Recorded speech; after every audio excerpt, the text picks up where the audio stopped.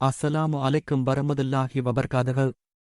அம்து சலவாத்துக்குப் பின் நாம் சென்ற பதிவில் ரிபா அல் பழலின் விஸ்வரூபத்தை முழுமையாக படம் பிடித்தோம்.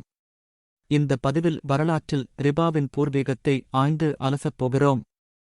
யூசுப் அலைஹிஸ்ஸலாம் அவர்களுடைய காலத்துக்கு முன் பொருளாதாரம். குர்ஆன் யூசுப் அலைஹிஸ்ஸலாம் அவர்களுடைய காலத்துக்கு முன் வாழ்ந்த நூஹ, ஆத், சாலிஹ் அலைஹிஸ்ஸலாம் ஆகியோருடைய வரலாற்றையும் அவர்களுடைய சமூகங்கள் அழிக்கப்பட்ட காரணங்களையும் குறிப்பிடுகிறது. நூஹ அலைஹிஸ்ஸலாம் அவர்களின் சமுதாயம் அகம்பாவம் மற்றும் இணைவைப்பு காரணமாக அழிக்கப்பட்டனர். ஆத் அலைஹிஸ்ஸலாம் அவர்களின் சமுதாயம் இறை நிராகரிப்பினாலும் மமதையாலும் அழிக்கப்பட்டார்கள்.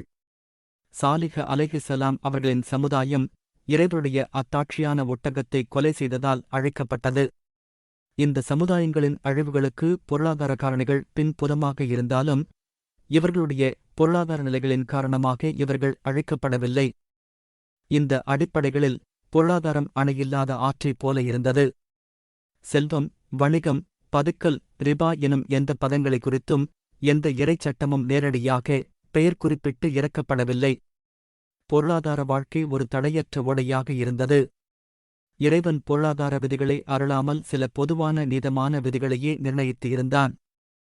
அவன் வானத்தை உயர்த்தினான், தராசை நிலைநாட்டினான். நீங்கள் தராசில் நீதி தவறிவிடக்கூடாது என்பதற்காக நீதியுடன் மிகச் சரியாக நெருங்கள், தராசில் எடைக்குறைவு ஏற்படுத்தாதீர்கள். நாம் நம் தூதர்களை தெளிவான சான்றுகளுடனும் வழிகாட்டுதல்களுடனும் அனுப்பினோம். மேலும் அத்துடன் அவர்களுக்கு வேதத்தையும் துலாக்கோலையும் இறக்கினோம், மக்கள் நீதியில் நிலைத்திருக்கும் பொருட்டு.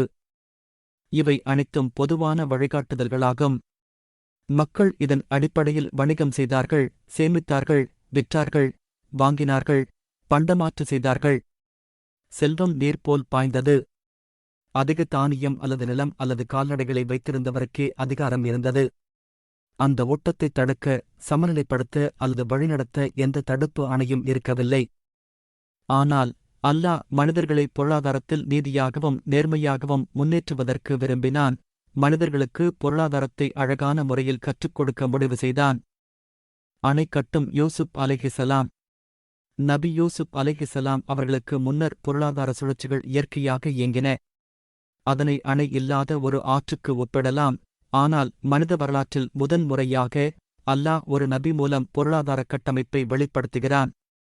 அதாவது பொருளாதாரத்தில் ஒரு அணையை கட்டுகிறான். யூசுப் அலைஹிஸ்ஸலாம் கூறினார்கள், நாட்டின் களஞ்சியங்களுக்கு என்னை பொறுப்பாளராக நியமியுங்கள். நிச்சயமாக நான் சேமிப்பை காப்பாற்றுபவனாகவும் அறிந்தவனாகவும் இருக்கிறேன் என்றார். இதன் பின்னர் அவர் எகிப்து நாட்டின் அரச சபையில் ஒரு அதிகாரியாக நியமிக்கப்பட்டார். தானியங்களை களஞ்சியப்படுத்தல் எனும் ஒரு புதிய கொள்கையை அரசாங்கத்தில் அமுல்படுத்தினார். இதனால் வளர்ச்சி காலத்தில் அறுவடை செய்யப்பட்ட தானியங்களை பஞ்ச காலத்திலும் நியாயமான முறையில் நியாயமான விலையில் மக்களுக்கு பகிர்ந்து அளித்தார்.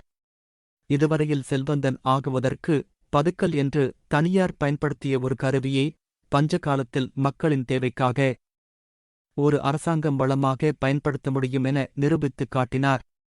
இதனால் சமூகத்தில் 3 நலவுகள் உண்டாகின. முதலாவது, பஞ்சத்துக்கு பயப்படுவதால் ஏற்படும் அதீத பதுக்களை இது தடுத்தது. இதனால் நாட்டின் அனைத்து மக்களும் பஞ்ச காலத்திலும் 3 வேளைகள் சாப்பிடலாம் என்ற நிலை உண்டானது. இரண்டாவது, பஞ்சத்தின் மூலமாக லாபம் பார்க்கும் தனியார் முதலைகளுக்கு சம்மட்டி அடியாக இது இருந்தது. மூன்றாவது, ஒரு மனிதகுல நாகரிகம் என்ற வகையில் நீண்டகால வாழ்வாதாரத்திற்கு இது சமூகத்தை தயார்படுத்தியது. ஆனால் இப்படி இறை வழிகாட்டுதலுடன் நுணுக்கமாக ஒரு நபியால் நிர்வகிக்கப்பட்ட களஞ்சியப்படுத்தல் காலப்போக்கில் பதுக்கலாக மாறிவிட்டது. மக்களின் நன்மைக்காக பயன்படுத்தப்பட்ட களஞ்சியங்கள் மக்களை சூறையாடும் மண்டபங்களாக மாறிவிடுவதற்கு அதிக காலம் பிடிக்கவில்லை. ஷுஐப் அலைஹிஸ்ஸலாம் அரியணை வீழ்வதற்கு முன் அழிந்த அழகிய சந்தை. தீய சூழ்ச்சிகரமான பொருளாதாரமே அரசியல் சீர்கேட்டின் முன்னோடி என்ற வகையில் யூசுப் அலைஹிஸ்ஸலாம் அவர்களுக்கு பின் வந்த ஃபிரௌன்களின் அழிவுக்கு முன்னர் அல்லாஹ் ஷுஐப் அலைஹிஸ்ஸலாம் அவர்களை மத்யன் வாசிகளுக்கு ரசூலாக அனுப்பினான். ஷுஐப் அலைஹிஸ்ஸலாம் அவர்கள்தான் முதலாவது பொருளாதார நடைமுறைகளைப் பற்றி மக்களுக்கு எடுத்து சொன்ன ரசூல் ஆவார். உங்கள் இறைவனிடமிருந்து தெளிவான சான்று உங்களிடம் வந்துள்ளது. எனவே அளவையை முழுமையாக அளந்து எடையை சரியாக நெருங்கள். மக்களுக்கு அவர்களுடைய பொருள்களை குறைத்துக் கொடுக்காதீர்கள் என்று தனது உம்மத்துக்கு அறிவுறுத்துகிறார். ஆனால் அவருடைய சமூகத்தினர் அவரை உதாசீனம் செய்தனர். சுயநலத்துக்காக சந்தையை சீரழித்தார்கள். ஆகவே ஷுய்ப் அலைஹிஸ்ஸலாம் அவர்கள் தனது சமூகத்தை பார்த்து வேதனையை பற்றி எச்சரித்தார்கள். என் சமுதாயத்தினரே, நீங்கள் உங்கள் வழியில் செயல்பட்டுக் கொண்டிருங்கள், நான் எனது வழியில் செயல்பட்டுக் கொண்டு இருப்பேன். இழிவுறுத்தும் வேதனை யாரை வந்தடையும் என்பதையும் யார் பொய் உரைக்கின்றார் என்பதையும் விரைவில் நீங்கள் அறிந்து கொள்வீர்கள் என்றார். ஆனாலும் அவர்களுடைய சமுதாயத் தலைவர்கள் இவற்றை சட்டை செய்யவில்லை, மாறாக கலாய்த்தார்கள். உண்மையில் நீர் பெருந்தன்மையும் நேர்மையும் கொண்டவர்தாம் என்று ஏளனமாக கூறினார்கள். இறுதியில் அவர்கள் தங்களது முழுமையான எதிர்ப்பை தெரிவித்தார்கள். ஷுலைபே, உம்மையும் உம்முடன் நம்பிக்கை கொண்டவர்களையும் நாங்கள் நிச்சயமாக எங்களுடைய ஊரை விட்டு வெளியேற்ற வேண்டி வரும், அல்லது நீங்கள் எங்கள் மார்க்கத்திற்கு திரும்ப வேண்டியிருக்கும் என்றார்கள். இதனால் உலகத்தில் முதன்மையாக ஒரு பொருளாதார குற்றத்துக்காக, தராசில் நேர்மையற்று நடந்ததற்காக அழைக்கப்பட்ட ஒரு ரசூலின் சமூகம் என்றால் அது மத்யன் வாசிகளாவார்கள் எனும் நிலைக்கு சென்று விட்டார்கள். இறுதியில் நமது கட்டளைக்குரிய நேரம் வந்துவிட்டது. திண்ணமாக அது பயங்கரமான ஒரு நாளின் வேதனையாயிருந்தது. ஷுய்பிப் பொய்யரெனக் கூறியவர்கள் அவ்வில்லங்களில் வசிக்காதவர்கள் போன்று அடியோடு அழிந்து போய்விட்டார்கள். தராசில் மாற்றம் செய்வது அல்லாஹ்வின் நேரடியான அழிவை தேடித்தரும் என்ற செய்தி காட்டுத்தீ போல மற்ற சமூகங்களுக்கும் பரவியது. ஆயுதமாக மாறிய அணை.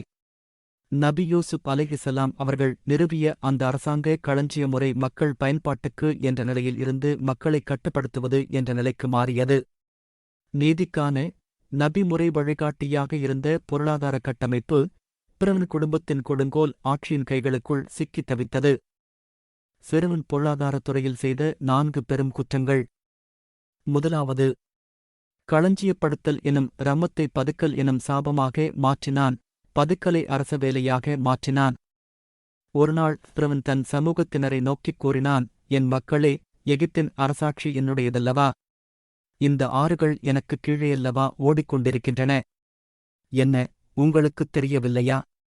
அதாவது, தானியங்களை மட்டும் களஞ்சியப்படுத்திய யூசுப் அலைஹிஸ்ஸலாம் அவர்களுடைய குடோன்கள் இப்போது அனைத்து வஸ்துக்களாலும் குவிக்கப்பட்டிருந்தது. இரண்டாவது, தராசை உடைத்தான். எந்த தராசை நிறுவ வேண்டுமென அல்லாஹ் அனைத்து ரசூல்மாருக்கும் கட்டளையிட்டு இருந்தானோ அந்த தராசை பிறம் உடைத்தான். அல்லாஹ் கூறுகிறான், திண்ணமாக திருவன் பூமியில் வரம்பு மீறி நடந்து கொண்டான் என்கிறான். மூன்றாவது, செல்வத்தை கட்டுப்படுத்தி ஏழை பணக்காரன் என்ற 2 வர்க்கங்களை உண்டாக்கினான். தனக்கு விசுவாசம் உள்ளவர்களுக்கும் தன்னை சேர்ந்தவர்களுக்கும் அதிகமாக கொடுத்தான். தன்னை எதிர்த்தவர்களை ஏழையாக்கினான். அவமானப்படுத்தினான். சித்திரவதை செய்தான். அல்லாஹ் கூறுகிறான், அதில் வசிப்பவர்களை பல்வேறு பிரிவுகளாகப் பிரித்தான். அவர்களில் ஒரு பிரிவினரை இழிவுபடுத்தினான். அவர்களுடைய ஆண் மக்களைக் கொன்றான் என்கிறான். நான்காவது, செல்வத்தை வைத்து மக்களின் நம்பிக்கையை மாற்றியமைத்தான். சூனியக்காரர்கள் தனது சூனியத்துக்காக என்ன வெகுமதி கிடைக்கும் என்று கேட்ட சமயத்தில் தனது செல்வத்தையும் ஆட்சியில் உயர்ந்த அந்தஸ்துகளையுமே வாக்களித்தான். இவ்வாறாக அல்லாஹ் மக்களின் பொருளாதார அறிவை மேம்படுத்த ஒரு அழகிய நபியால் உண்டாக்கிக் கொடுக்கப்பட்ட ஒரு நுட்பமான துறை ஃபிரவுன் வம்சத்தினரால் தவறாக பயன்படுத்தப்பட்டது. இந்த ஃபிரவுன் வம்சத்தை தடுக்க அல்லாஹ் மூசா அலைஹிஸ்ஸலாம் அவர்களை அடுத்ததாக அனுப்பப் போகிறான். அதனை அடுத்த காணொளியில் பார்க்கலாம்.